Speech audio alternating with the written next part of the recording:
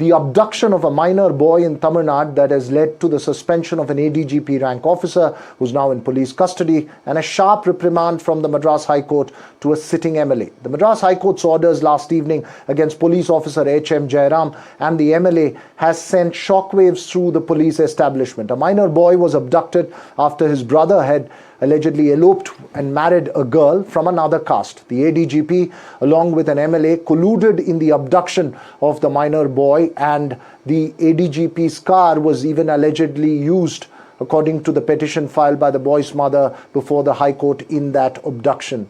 The case brings into focus the prevalence of quote-unquote katta panchayats, as we call it in Tamil Nadu, or extrajudicial settling of issues in kangaroo courts involving the police officer and the MLA who belong to the MLA who belongs to the scheduled castes.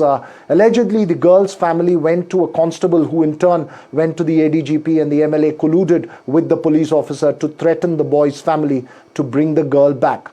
So what are the dimensions to this case? Does this expose the underbelly of the police-politician nexus and the prevalence of the use of force at the grassroots level to settle disputes? Joining me this evening are NDTV Sam Daniel and also senior advocate C. Rajashekaran. Mr. Rajashekaran, first to you. There's usually a caste angle in such cases, but this in many ways exposes the connivance and the collusion between politicians and police officers when it comes to a case of this nature. In many ways, that stands exposed. Would you agree? Good evening, Veera Raghav. See, this is a case where a girl and a boy who happens to be adults have eloped. The girl belongs to Theni, as far as my knowledge goes, and the boy from Tiruvallur district. Incidentally, I am told, I don't know the real information, but I'm told that the girl's family are known to the ADGP personally. So he had helped them in connecting with the local MLA, that is Jagan Murthy. And they had sent some few people to check in the house of the boy, whether the boy and the girl are there. And unfortunately, the brother of the boy was there, and they had abducted him. And later on, he was let loose, which the boy's family had called the police, and the police immediately jumped into action. And the Tamil Nadu Police will always act with all kinds of righteousness. As you know, we always compare Tamil Nadu Police with Scotland Yard Police, and the DGP, the ADGP, Law and Order, and the IG of the zone, North Zone, are officers with impeccable track record. So this matter was dealt, and it was under enquiry. Immediately, the MLA's council had approached the Madras High Court for anticipatory bail, and which came up for hearing before the Honorable Justice Vail Murugan. And arrest is what had happened in the public domain, and he has passed an order making some strong observations against the MLA and stringent remarks against the ADGP, and he was asked to be secured and inquired properly.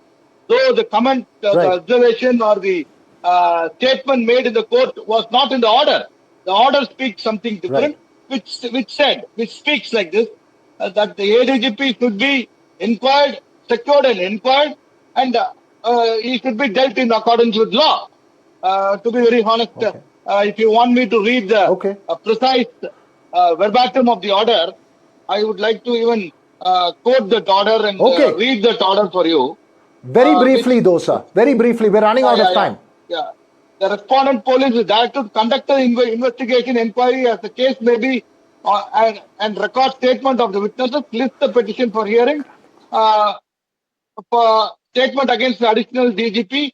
The respondent police is directed to secure and take action against the additional DGP of police in the manner known to law. This is the order, verbatim of the order passed by the Madras High Court. Though the observations made during the hearing was he should be arrested and he should be taken into custody, which is not in the order. So we have to wait and watch before we jump the gun. We have to wait and watch how the inquiry develops, and I'm told the ADGP has approached the Honorable Supreme Court for against the order. You're making a very important. You're making a very important point. Sam Daniel, what's the response you've picked up from authorities, given that the ADGP officer, rank officer, has been suspended? What are the dimensions in this case that seems to be beyond just the obvious that meets the eye? Virirago, we can now break the news that the officer who was interrogated since last night after the Madras High Court ordered him to be secured and acted according to the law has been let off. And the police say he would be summoned again if required. He has to appear whenever the police call him, but he will not be arrested. That's the development. And he has left the police station where he was interrogated after the court direction last night. And he continues to face allegations, and this development comes a day before the Supreme Court would hear his plea against the arrest. And in terms of the interrogation, what the police have gathered so far, speaking to the police officer and the MLA, at the moment it's not clear, but there could be some developments tomorrow in the court when the case comes up again. Right. Any response that you've picked up from the local authorities as far as the MLA is concerned as well, Sam, in terms of the investigations itself? Have you been able to speak to the family of the victim? I mean, the boy who was abducted, or the girl who allegedly went away with his brother? One information we gather is the bride's family is known to the ADGP, and the family has connections in Theni district. They also have some kind of a political connection, they say, but nobody is speaking on record.